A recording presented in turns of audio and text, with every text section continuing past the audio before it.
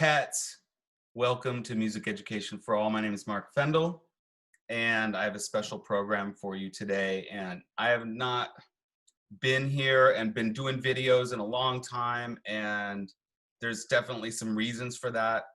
My dad has been battling brain cancer for the third time in 2019, and obviously 2020 has been absolutely crazy with coronavirus, and I know a lot of musicians are trying to pivot, and I have a special guest with me. Ari Joshua is here with me. Hi, Ari. Hopefully everybody can see my old friend here. I've known Ari for many years. It's got to be, what, 25 years, almost 30 years, bro. Yeah. We met at Camp Solomon Schechter, summer of 1990. I was Ari's camp counselor, and he was a great kid, and I thought he was a really special kid way back then. And the story, to keep the story short, we have a lot of great history together, but to keep the story short, I met Ari that summer and at Camp Solomon Schechter in Olympia, Washington. And I went back to school. I was at Berklee College of Music, and I didn't see Ari for 10 years. And Ari went to Roosevelt. You went to Roosevelt, right? At Roosevelt High School. And Roosevelt High School here in Seattle. And then Ari went to the New School in New York. And I didn't even know this. And I had gone to Berklee College of Music and graduated, moved back to Seattle. And then what, 10 years later, Ari just shows up, and this guitar player shows up at the Speakeasy, one of my favorite places. And I remember Ari was there, and I was like, I know you. And since then, we've made several recordings together with Swamp Dweller Band. We've been on tour together with McTuff and Joe Doria's outfit, and we've had a lot of great times. And it's a real honor to have you on the program live today, brother. And geez, so much love to you. Starting this program out, and I know you've been on Music Education for All before, showing the Languedoc guitar, and people have watched that video. So, so it's not like people don't know who you are already. Right. But to my fans, I just want to say thank you so much for being here, and I love you all very much. And even though I haven't made a lot of videos in the last year, I definitely think about people learning music and progressing with their music in many ways. So, Ari, I just really stoked to have you here. And why don't you just, I wanted to first ask you about, I know you have the music school, Music Factory, mm-hmm. in North Seattle, and why don't you just tell us a little bit about Music Factory and what's going on now with coronavirus, and how you're trying to pivot your business and create really good music education. Yeah, no problem. First of all, thanks for having me on your program, and I'm a big fan of everything you're doing, as I always have been. And I'm really proud of your accomplishments as well. And it's great because the realm that I want to get into is sort of the realm that you've been occupying online. So basically, we have a school here. I'm in the lobby right now of the Music Factory, which is currently on lockdown. Mm-hmm. And normally, a day like today, we would have any number of 20 families, kids running around, adults taking lessons. We've got 7 rooms that would inevitably be all used at the same time during certain parts of the day. We do teach all instruments. We have, people who teach every instrument here. And, obviously the guitar and the piano and the voice is the most popular. Um, but as the Corona COVID-19 situation started to unfold, I had some family members that actually kind of tipped me off. Like they really had a strong feeling about what was going to happen early. And I sort of doubted it, but I took the information and started to work with all the teachers and the students, and I made sure the teachers were kind of communicating to the students that we would have this option of, doing online lessons, um, if it came down to it, or and then there was phases. We sent out emails and let people know that we're kind of keeping our eye on stuff. And the first phase was sort of like we're being extra careful. We're cleaning all the doorknobs and sanitizing the pianos between lessons and things like that. But quickly turned into a situation where certain people were uncomfortable to come in.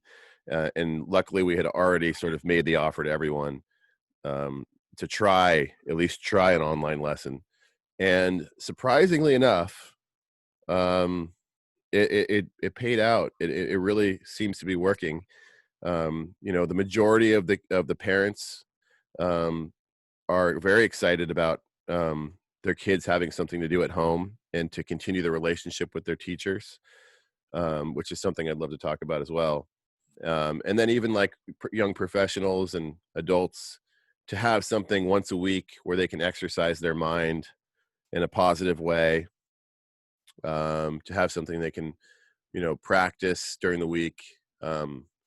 They're they're very thankful. It seems like it's working out great. So I feel and have felt over the last 3 weeks sort of the opposite, I think, of what a lot of people are feeling, in that in my mind I'm feeling I have a duty to work harder and to really figure out how to make a platform where I can help provide jobs to more musicians in this time. I feel like musicians are really sort of at the bottom of the totem pole. Unfortunately, there's no unemployment for musicians. There's nowhere for them to play. They're a very vulnerable population in that most musicians don't have enough money to pay their rent the next month. They're just getting by. And so it's a combination of providing of seeing that I've been able to be helpful to our staff, which I care greatly about, and help them continue to work during this time. And then to be able to take that and provide more work for more people, but also just bring music and creativity into the lives of as many people and as kids as possible, Mhm. adults. And you're doing all video lessons. Yeah, I mean, all the teachers are doing online lessons. We have, um, you know, one teacher who, there are a couple teachers who will come into the building. Um, you know, um, no one else is here. They're in their area in the building. There's not, social, what do you say? Mhm. Socializing. um, but yeah, mostly it's all happening at home. And we kind of just told all the students that they would keep their same day and time as if they were coming in, and we would just morph into that direction. That's great. And what's the reaction been like? I mean, like I said, parents, the kids are pretty happy with it. The kids seem to be liking it. The adults who take lessons also are liking it. Mhm. And the feedback I get from the teachers, and we have about 15 teachers, is that in some ways some students are actually responding even better to the online lessons. Whether it's them being in the comfort of their own home or just maybe not having a lot of stimulation in their lives and then really looking forward to that one-on-one experience. But um, another thing I think that's important to say is that when you have a private teacher in a subject like music or any other subject, and you've had that teacher for months, maybe years, I think there's something that happens both for kids and for adults that's really spectacular and special and underestimated. So I think for a lot of these kids to be able to see their teacher who helps them through obstacles and helps them identify, how to learn and how to access that creativity, that outlet, and for parents to know that their kids are getting that type of coaching one-on-one, I think it still remains to be really powerful, whether you're in the same room as someone or whether you're, miles apart. Right. And have you worked with Jam Kazam? I know that there's this software. I haven't tried it yet, but which allows musicians to play uh, with other musicians in their own remote locations. Have you tried that anyway? Yeah, I love it. I tried it a few times. Actually, we've been having a weekly staff meeting Mhm. on Zoom, and one of the teachers brought up that he was using that, and we met. A couple of the teachers met in a Jam Kazam room, and so people who aren't familiar with Jam Kazam, it's a platform where when you're on a Zoom call with someone like you and I right now Mhm. on a Zoom call, or lessons are typically on a Zoom call. There's an obstacle where it's if you play and the other person plays with you, you're just far apart enough that it doesn't really match up, right? Right. But Jam Kazam has done the math and Hmm. figured out a way so that you can play in almost in real time. And Whoa. yeah, it was great. So can you explain what you need, like, technically, to make that happen?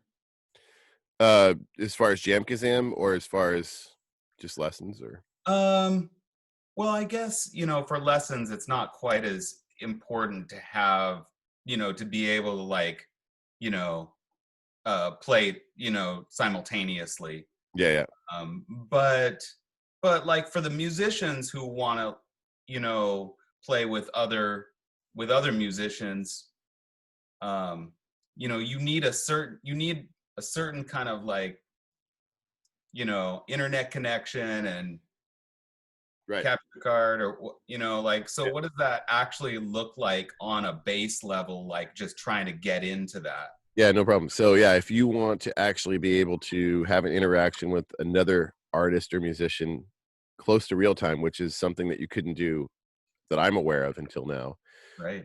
what you need is an Ethernet cable. Mhm.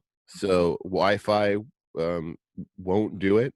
Mhm. You need to have a hardwired cable. In a lot of cases, an Ethernet cable would go into an older computer, but not newer ones. So if you have a newer computer, you'll need a adapter plug, and you would need an audio interface. So an audio interface is here. I can actually. I'm going to take my camera here, and now you're going to see There the you go. going mobile here. Something like that right there.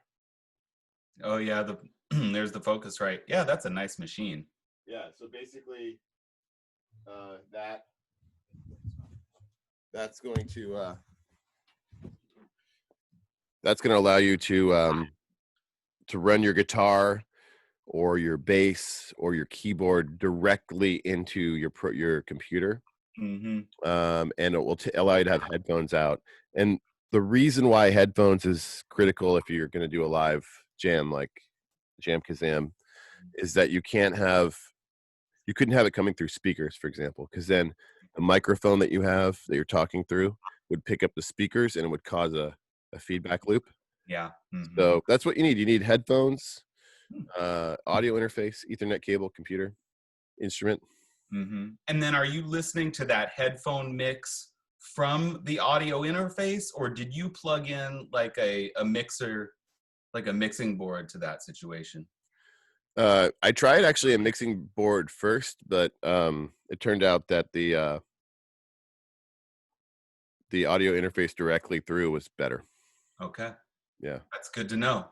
That's Uh, really good to know, especially for that type of platform, because, you know, these things are so hard to, I found that these things are really hard for musicians to problem solve. mm, Um, really? Yeah. Yeah, and I think that there is a certain amount of musicians these days, and maybe you can talk to this, um, that is really not prepared to try to take it to the next level for video, or to, you know, to like evolve enough to learn these new skills, or try to buy some gear so that we can continue doing the things that we love to do, and that is, playing with other musicians, and making music, Yeah, I mean, I definitely can say that as soon as I got on and jammed with some friends, it made me feel much better. That's pretty cool. Yeah, I think people should just realize that, it's not a very big obstacle. It's not. This isn't a tough thing to learn. It's really about just buying and owning the right equipment, and there might be a little bit of a learning curve the first time you set it up, but after that, nice and easy. Oh, I'm excited to get into that. Yeah, we could actually do another session together, or with multiple people, where we can kind of like break it down what we do for I another mean, time. I think that we should play with McTuff. I mean, Yeah, does Ason if Ason has that, then if I got my thing together, then we'd be all set.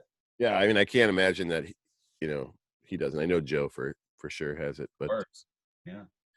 yeah, And Joe has been posting. If you're not familiar with Joe Doria's music, um, geez, Ari and Joe and I have been playing together for so long and made several recordings, yeah, early recordings of Swamp Dweller. And Joe was the first person that I met when I moved to Seattle on December 21st, 1995. yeah. Not to mention like the art bar, Yeah. which was like my first, sort of one of my first experiences going to a real bar, hanging out for hours, and Hmm. being able to play Yeah. on the bandstand. I mean, I gotta actually give you and John Wicks and Joe and Dan Heck a big shout out for that, because I would go down there and I'd be like 16 and Yeah. I had a beard at the time. That's right. So uh, I would go to the art bar every Monday or whatever it was, Yeah. and they would be like, "Let's see your ID." And Dan Heck would vouch for me. Like, he would vouch for me every week. He would be like, "Nah, man, this guy, I went to college with him. He's good. He's good." That's awesome. Yeah. We've been thinking about Dan in Florida. Those guys, they don't know if they have the virus, but they're on the mend, so that is good. I talked to Dan through Facebook just yesterday, um, but yeah, those were those were amazing times, and yeah, I mean, geez, we should get this get McTuff back together on the digital forum. That would be incredible. Yeah, I mean, like, nowadays it's just like, even if we like all four of us got together and just had a listening session, Yeah, like, totally. here's my favorite organ trio track, and here's a show we played. We're gonna throw on a track from the show, and then like after the track, we can be like, "Yo, I totally messed up the head the second time, but that There's was good." definitely some recordings of that band too, Yeah, and some things that I'm really proud of too. I would really, you know, I would love to get that band in the studio, proper one day. You know, we will. I know. It'll happen. You've got to. I love that band, Yeah, dude. I love that band so much. You don't even know. yeah, I we can love make it happen. everything about that band. Um, yeah. So, like, when did you start music education for all? I started music education for all in 2011. Because I remember when you were like starting it, you were like, "Man, my mission is just to like start this thing and just make all this content." And it's kind of amazing because, like, for me, I've had the amount of time that you've been doing music education for all is about the amount of time I've been doing the Music Factory. Yeah. I mean, a little bit longer I've been doing the Music Factory. Yeah. But like we're both at this place where like I think someone from the outside would come in and be like, "Gosh, how did you accomplish all this stuff? Like, how did you get 500 videos up? You know, like that's insane. That's incredible. Like so much content. And then some of the videos you guys have, it's like how many views? Thousands, tens of thousands of views. Yeah, I mean, for an education channel that's, kind of saxophone centric, like, you know, I think it has some good traction. Hmm. Um, and and what I learned over the last 10 years of doing YouTube, I mean, I've learned all kinds of things. But, I know that people are really loyal once they are into something, or they know your personality, like like there's 600 videos here. If you don't know me by now, I mean, like I mean, it's insane. But what I tried to do a long time ago was I tried to make lots of videos right out of the gate, Right. and be really like careful to make short videos and Yeah. things that I knew would be engaging and fun, and without any kind of like ties to a program, or like I'm gonna get you in my specialty, this or that, it only costs. I I'm just not into that, and I Yeah. actually, You for the beginning, you wanted to offer it for free. yeah. And this was, to be clear, this was a response. This was my response to something that didn't really work out the way I wanted it to. Yeah. um, and and that is to say, like, I have no regrets about anything that I have done with music. For music or music education, I have absolutely no regrets. I know everything that I have done, I did for a great reason and a purpose. And while I loved managing the Seattle Drum School Georgetown branch Hmm. for 5 years, and I just love Steve and Christy, and I have so many great memories of working for Steve for more than 10 years. Yeah. Um, you know, I just have so much gratitude and love for those people. Yeah. Uh, um, but I needed to, kind of forge my own path. And that's why I made all those videos, just because I was like, well, you know what? I'm going to give away as much as I can in a short amount of time, um, so that other people can learn, what I've learned, um, and do my best for it, and then go hike the PCT from Mexico to Canada Yeah. in 12. And that's what I did. Yeah. Yeah. Yeah. So um, I went and hiked, you know, almost, yeah, 2,700 miles, and took 5.5 months off from saxophone, as you know, and time away from my partner, and I loved every bit of it, and I think I'm a better human being for it. Hmm. And I certainly just have so much love for the people that I met on the Pacific Crest Trail. It has changed my life dramatically, in terms of friendship, and I could not have scripted that hike any better if I had tried. And I've since done another long distance hike in 2015 to the Pacific Northwest Trail. But these are these are things that I just love, as you know. You and I have shared some wonderful outdoor time too, Hmm. skiing and in the mountains, and this is something that I know that a lot of folks who follow my channel know that I love this kind of stuff. Means It means everything to me. It's the other side of music. It's the thing that completes me, and it's the thing that is just propels more music and more art. You know, you go outside, you get, you know, like you get refreshed, you get, oh, you just feel so good, and you come back, and then you're able to like hit this, you know, hard and go for it. Hard for music, and so that's what I've tried to do. But so let me ask you a couple more questions. Yeah, I'd love it. Um, I mean, because I have so much to learn from you and so many things to talk about. Geez, I know we could go on about all kinds of different things, and I have like 20 topics right here that I know like Okay, let's hit it. we could like get into. Hmm. Um, all right, let's just say like let me just I'll ask you a bunch of questions. We'll see if we can just rapid fire almost.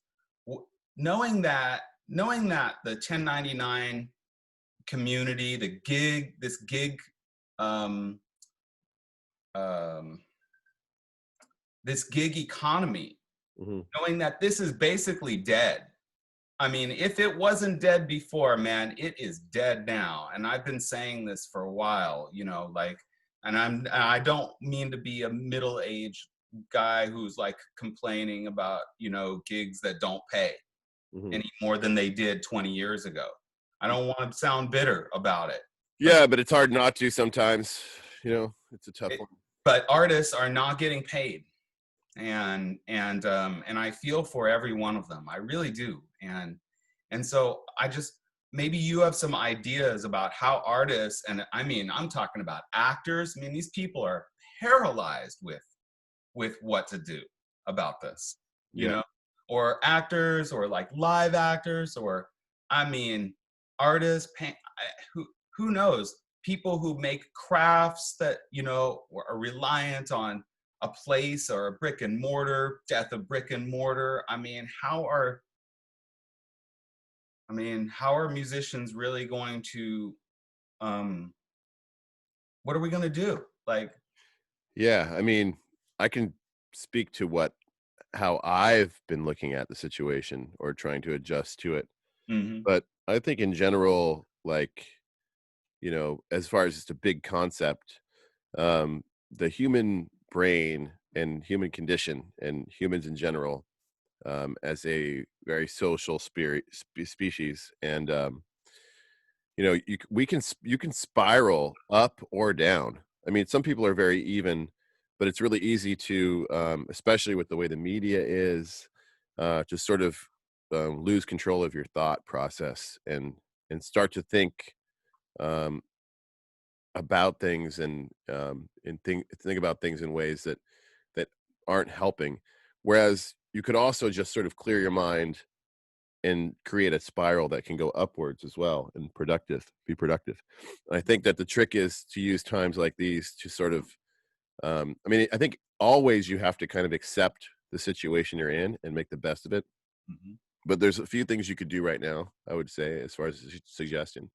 One is it's a good time to work on your craft, to take some time to work on yourself, and to think about where you want to be in the future, and to really like recalibrate your process.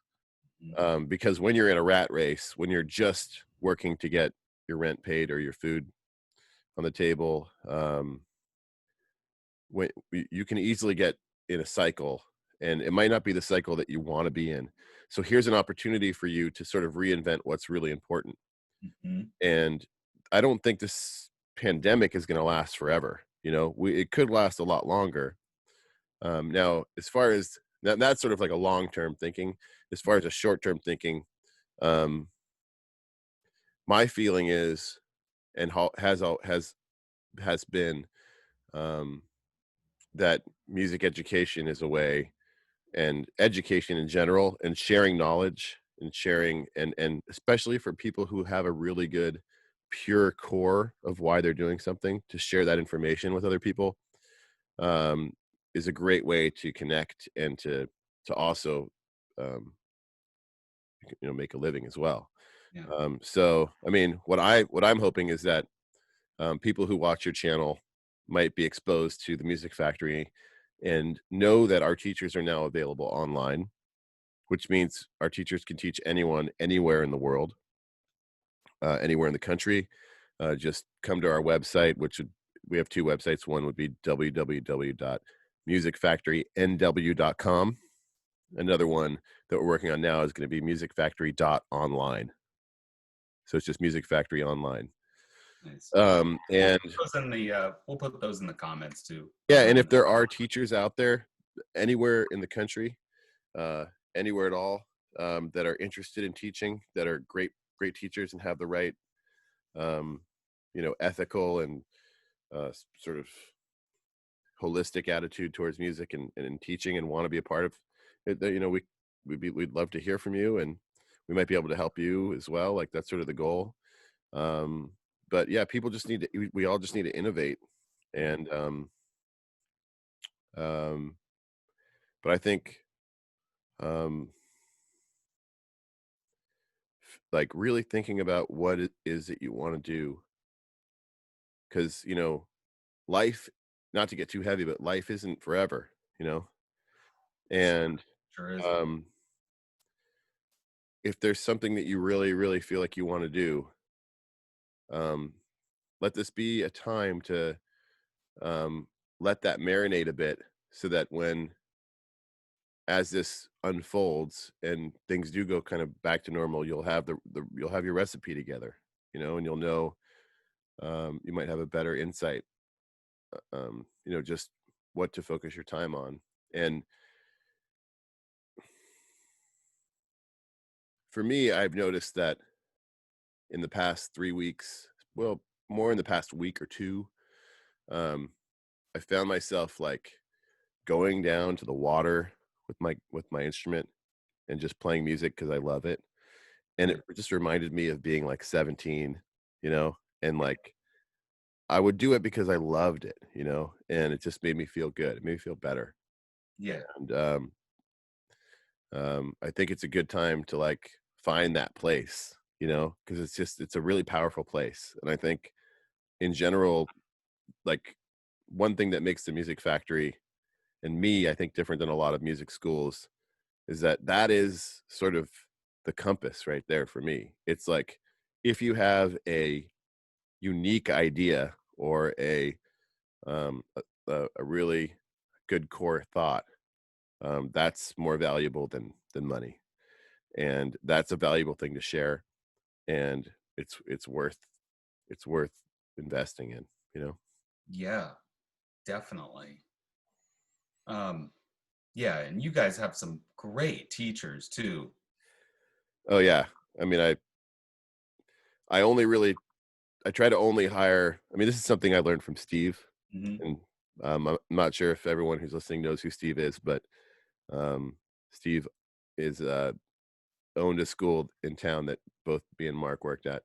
And yeah, it's like hire the guys who are like the cool cats on the scene that are playing 3, 4, 5 nights a week, because they love it, you know, and they have and who have unique personalities and who are highly creative and can teach more than just, you know, the theory, but can also teach like life, Yeah. and um build some trust and see if they're a good fit. But I found that 9 times out of 10 or more they are.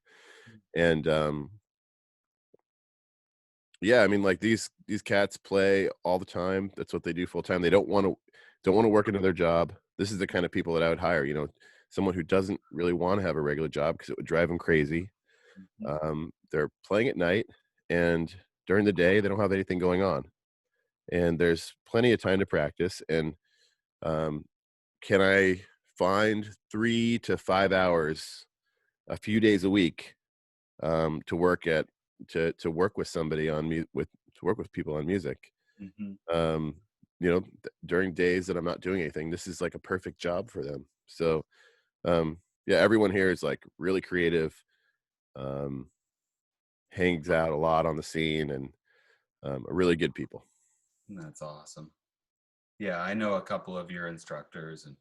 Fact, in fact, I've been working with Kent Halverson, Yeah, Ken Halverson is the man. such a great guy and such a great musician. I'm sure that his teaching is just fabulous too. Yeah, Kent's come a long way too, you know, like, he'll tell you, you know, before he started teaching here, I actually, like, asked him because I thought, like, "Man, he's such a good guy," you know, and he's a great player. He's on the scene a lot, and for example, you know, and, I was like, "You know, would you ever teach?" And he was kinda like, "You know, I never really thought about teaching. I just mostly play.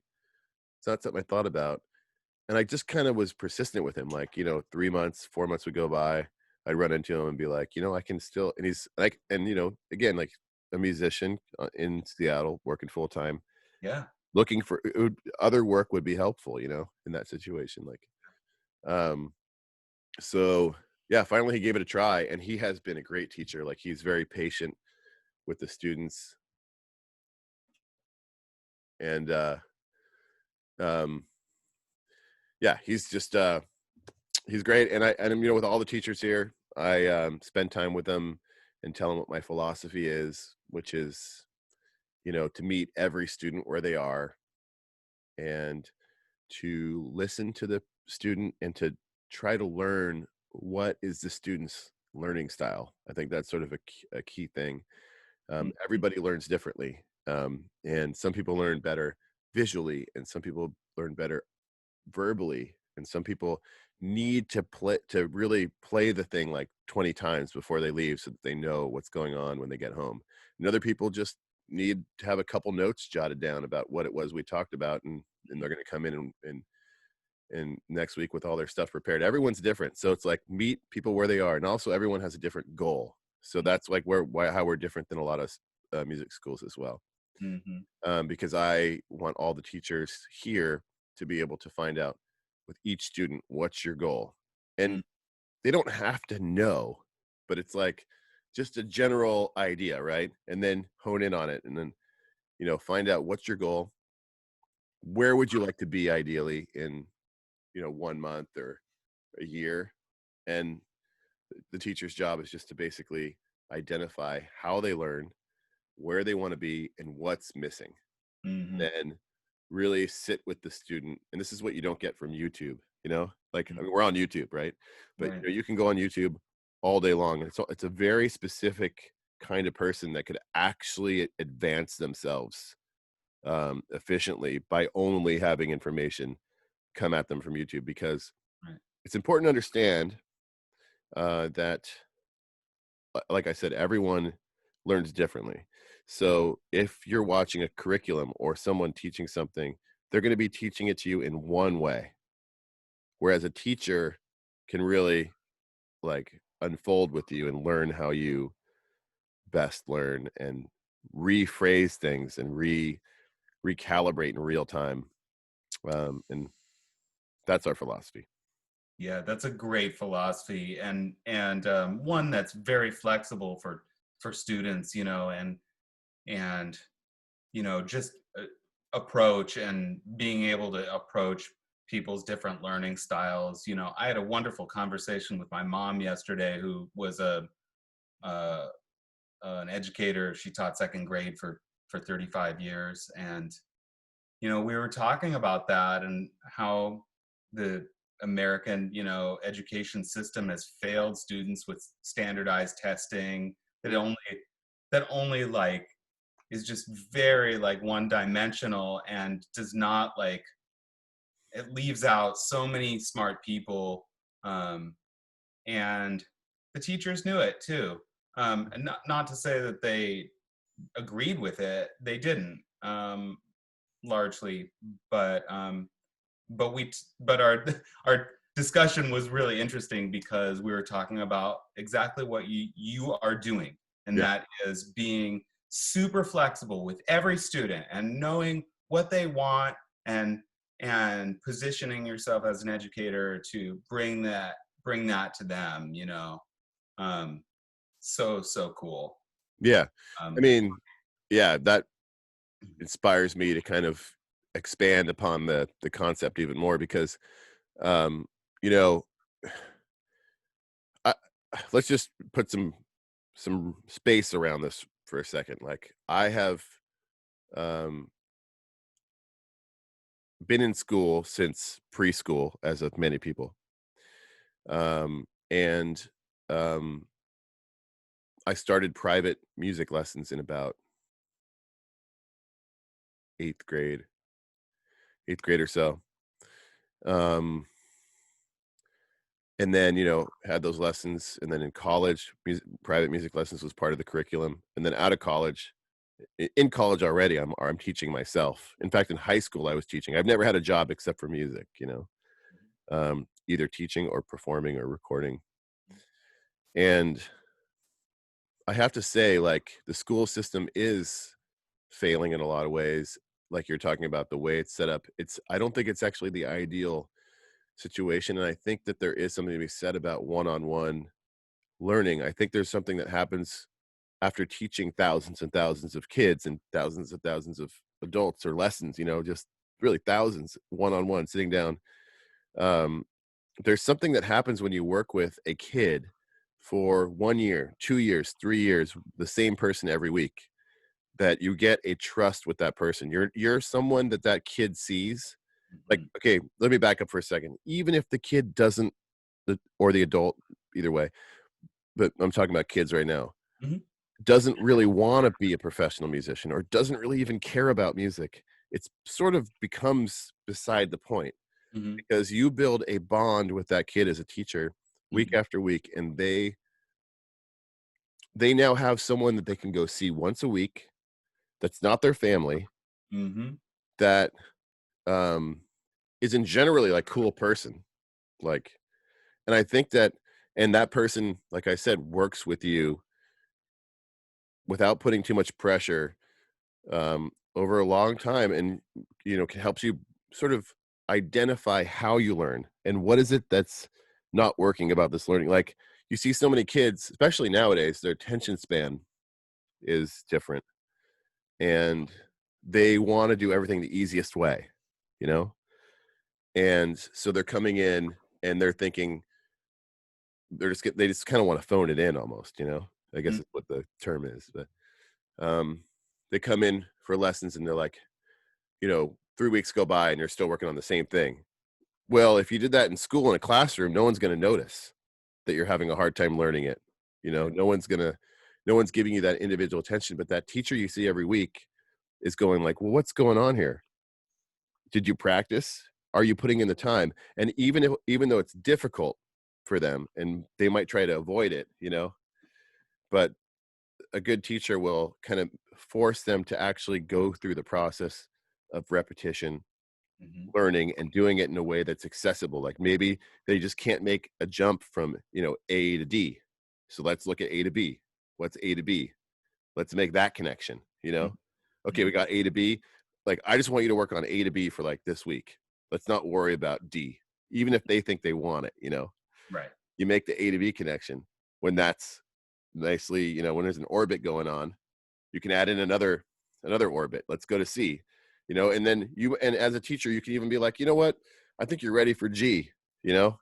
You, Mhm. you don't need to do E and F. Let's just go straight to G right now. See what happens. You Yeah. don't get that in school. In school, it's just like all classroom based learning. And so my big idea, I mean, I've been doing music education here at the school for a long time. My big idea is to just sort of, if I could do something, I would change the paradigm for how people do education all across the board. Yeah. And I would incorporate professionals that are highly skilled at the craft, like either went to college or are being recognized for their achievements, but also need to bring in an income and expose those people to other people that want to learn that craft. So it's not all courses, but more mentorship. Right. Yeah. I think that mentorship is so, so crucial, you know. Like, just like you were saying, if kids aren't, even if they're not like making progress musically, having that connection with an adult that's not their parent, super important. Yeah. Super important. This is about, this is about people making, Yeah, yeah. It's not just about music. It's about making a good person. Right. Ask Scott Brown. Well, Scott's one of the best teachers I've ever had in my life. Exactly. Yeah. Or Greg McKelvey And you or, know why? Because he or would sit there. He wouldn't let you get away with it if you hadn't done the work, or right. he would call you out. And there's something about that that's, Yeah. and I think that's hard to do in a classroom too. And he did it in a classroom. So Oh yeah. And the education was top notch. And yeah. And I didn't even go there. yeah. But And I know those Scott. though, because I know Scott, and I know, and I know Clarence A. Cox, and Greg McKelvey was my teacher, and for you know, for the most part, pretty much the same, you know, kinds of mentors. yeah, actually, Mark, it sort of like makes me think, like, if anyone's watching this, or in general in the future, as I try to expand my horizons on, you know, putting out positivity into the world, if anyone is an educator or aspires to be an educator, you know, someone like me, or even maybe Scott, other people out there, they could take a lesson with me, an hour, maybe a couple hour lessons, and we can just talk about the process. How do you inspire people? Right. How do you reach people? How do you help people work through obstacles?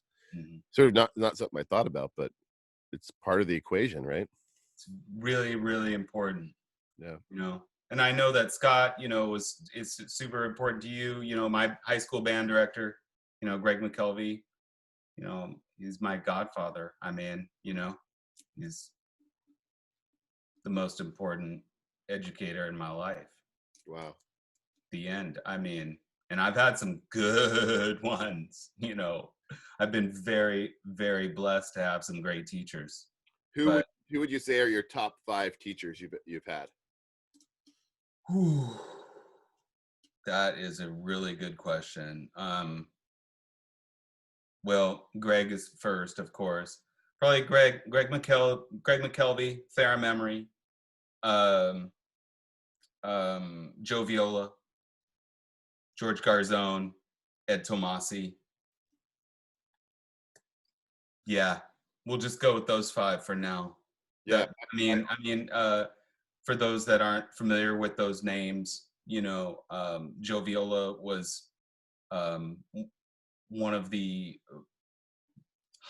most highly regarded saxophone teachers in the country, who taught at Berklee College of Music until he was very old man.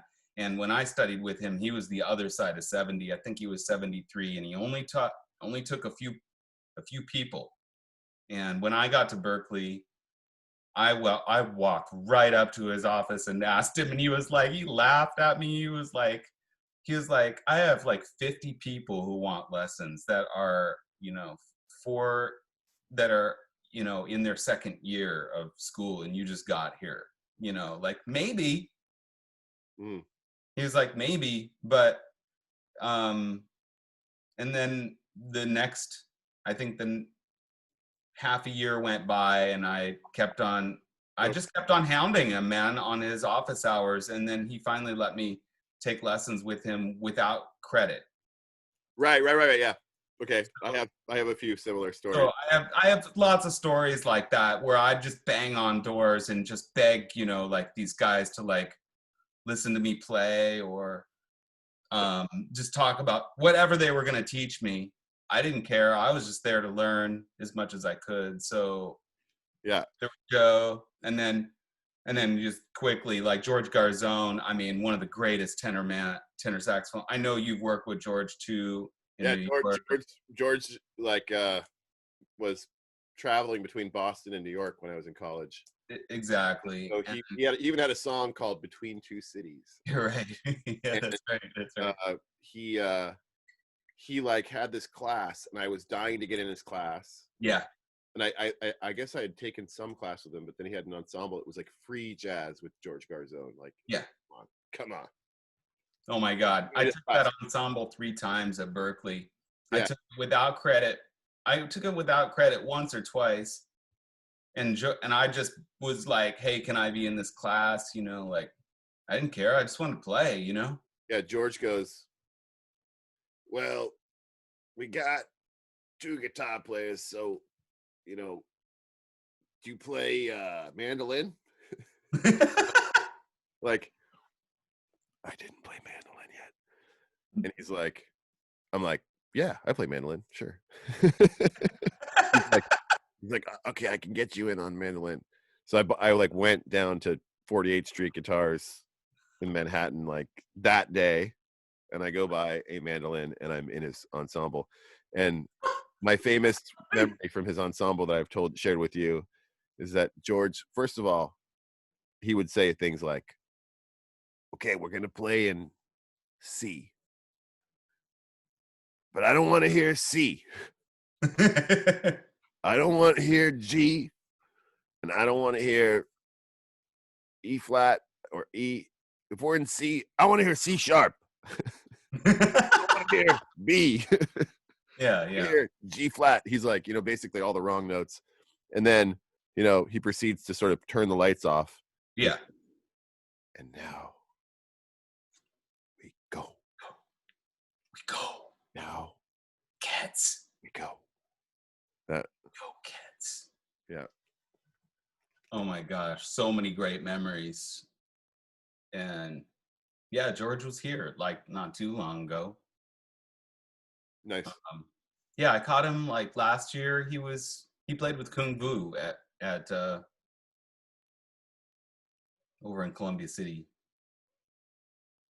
Anyway, it was dope. It was great to see him, and I hadn't seen him in quite a while. I had actually ran into him at NAMM in 2015. It was great running into him there, man. That was the best. Oh, I got one quick story at NAMM. George is like hounded by all these cats, all standing around him. He sees me. He pays no attention to any of the other cats. He's like, my son. Oh my gosh, man. I was like, oh man. Yeah, the other thing is that I went to new school, right? Yeah, yeah. But the year before I went to the new school, I couldn't actually afford the new school, after high school. Yeah. It was just not, it was sort of out of reach. I did get some scholarships the first year, but so what happened was I wanted to be in New York, so I went to Rutgers, right? Oh yeah, that's right. Amazing gross. Yeah. So Ted Dunbar was there, who was like as Amazing. heavy as it gets for guitar Yeah. faculty. Larry Ridley on bass, Mike Richmond on bass, who did some stuff with Miles. Let's see, Akira Tana, Ralph Peterson. Wow. Who else was on faculty? Oh, and Vic Juris was on. Well, no, Vic Juris came later because Ted actually unfortunately passed away very shortly. Right. But the thing is, Kenny Barron was on faculty, and it's just like you were saying. Like I wanted I wanted lessons with Kenny Barron. If I'm here, I would like, or can I do this? And they were like, well, you play guitar. So I had like an ensemble with Kenny and a bunch of like master students or something. And I just sort of kept bugging him. Can I do lessons with you? And there was this sort of talk. I was like, kind of like, I'm going to be going to the new school next year, like I'm going to leave. And finally he's just like, well, come in on Tuesdays, So like once a week I had a lesson with Kenny, and it was like, I mean, it's sort of unreal. I don't know if anybody doesn't know what Kenny Barron is, but for me to be like 18, 19 and to have a weekly lesson with Kenny Barron, interestingly enough, totally different teaching style, right? Never really told me anything about theory or any music, which I think is like an important thing to say on a music education for all site, right? Like it's important to learn the theory, but it's also important to remember that there's a feel too, and there's rhythm, and more than just harmony and melody, there's rhythm, and there's a certain way you play the rhythm, and there's certain feels that you can really only get really by hanging around with someone who does it masterfully. And his lessons were just basically, what song do you want to play? Yeah. or have you played this one? And he would open up the real book and we would just play for an hour once a week. And I would go, Kenny, like, what is there something I can do? Like, can I work on something? What do you think about my playing? And he would kind of just be like, well, I mean, partly his personality, right? But he's kind of like, you're pretty much doing it. Just keep doing it. But to hear that from him was like worth like 1,000 hours of a lesson with. Yeah, and you're playing with Kenny freaking Barron. My Yeah. God, you know, whether he says, you know, like this or that. I mean, you just played an hour with one of the greatest piano players on Yeah. planet I mean, Earth. like when I now think about that it happened like that, I almost I am very it was a blessing. It was a big Oh, blessing. As were a lot of the other teachers. You know, Scott was great. Milo Peterson, guitar teacher, amazing, oh great yeah. teacher. Oh yeah. Taught me so much as a private teacher before I even left for college, that when I got to college, I already knew a lot of the stuff that, you know, people were taking classes once a week to digest. I already knew that stuff. So uh, That's incredible. That's incredible. Um, can I change the subject? Can I ask yeah, you sure. a couple more questions? Yeah, a couple more questions, and Yeah. I think we have a. Let's see, what are we? How are we on time? What is it? Yeah, I don't know. Yeah, we got time for more questions. Cool. Let me just ask you about let me just ask you about like what you want to do. I know you and I are we're very passionate about music education, obviously, Mhm. you know, and bringing the best that we can, and also bring the best that we can on a performance level, especially like you know the tours that we've done, um, you know, even recently with McTuff.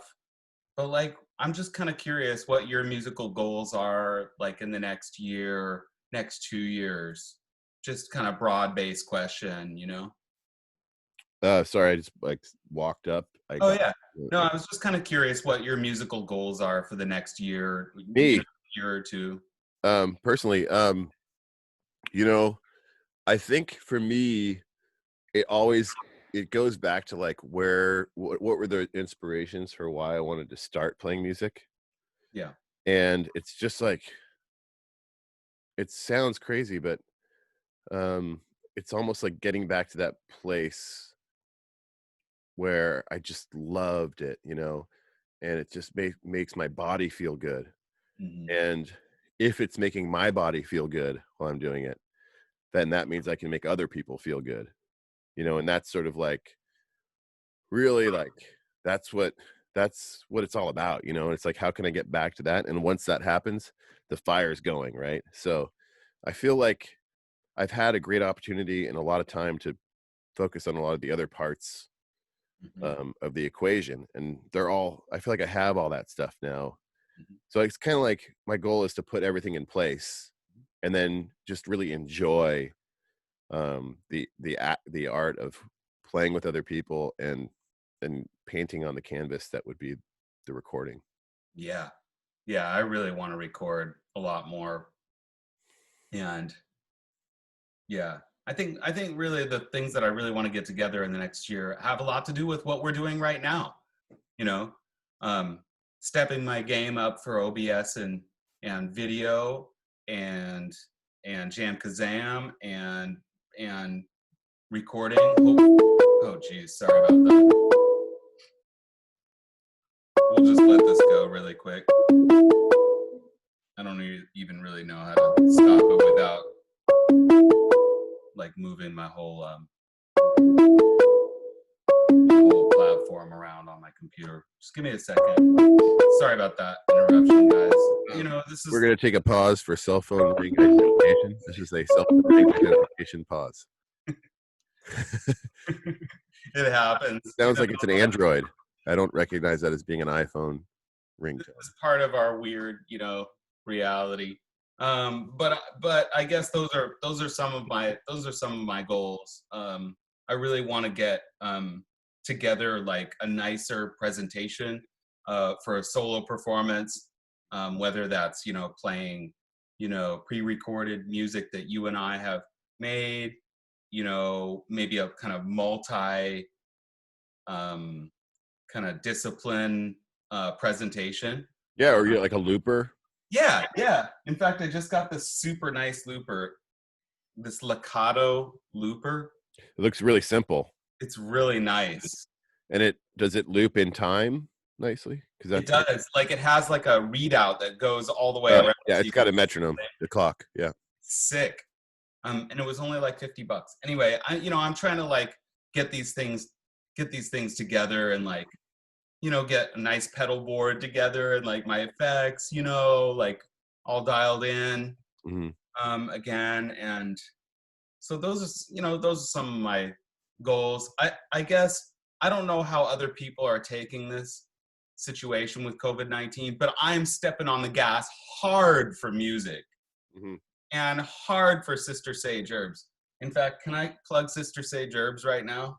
Hey man, it's your YouTube channel, bro. Okay, right? Check it out. If you want to support me, like and support the earth at the same time. Yeah, exactly. And be this healthy. is what I do the rest of the day, when I'm not when I'm not playing saxophone or like doing music. But this is Jane's this is Jane's company, Sister Sage Herbs. Hopefully you can see that. And we make tinctures and balms for sleep and for skin and for muscles. Here's our medicated here's our Weekend Warrior muscle balm. And anyway, this episode has been brought to you by Sister Sage Herbs and Remedies for Life. So visit us at sistersageherbs.com. That is the best way right now that you could support me personally. If you like this channel, if you made it to the end of this video, cats, you are unbelievable. Like, it's incredible. So here at the end, Ari, I know that we should keep on doing this and making our videos better and better. But I just want to say, like, thank you so much for your time, brother. I man. so appreciate you. I love you so much and cannot wait till I can get my thing together here so we can play a little bit. Maybe we could do a video and actually like do Jam Kazam right here and like play some like duo or just for fun, Sure, that we can do. Just, there's just like all kinds we could do to share. But thank you so much, brother, for coming on. And check out Music Factory if you haven't been to their website. Oh, you have a brand new website that you're about to launch, right? Yeah, man. Then let me tell you something. It is hard to make a website nowadays. It was easier like a while ago when I could just get a template, but to stay competitive, you need something really cool. And it takes a team. But yeah, we got a new website, musicfactory.online. Nice. Worked on it. Probably by the time your people at home are watching this video, it will be ready to go. It'll be up, and you'll be able to go there and sign up for a private lesson with any instrument. You could get lessons for any age, any style. You could be at any level. And we are also going to be bringing on some very, very special guest teachers as well. And if you have a request for any feature, I'll be happy to look at it as well. So, well, that's awesome, brother. And so, yeah, cats from my channel, like seriously, go and check it out. You've seen Ari's, beautiful Languedoc guitar, and you've seen some of. I know y'all cats have seen some of McTuff's music. I know I've posted some of that stuff here. I'm just so proud of that music. I can't even tell you. That band makes me so happy. So I really I just really look forward to the time when we can get in the studio and make some more music. So cats, thank you all so much for being here, and we'll catch you next time. All right. Peace and love. Cheers, brother. All right, man. Love you. Bye.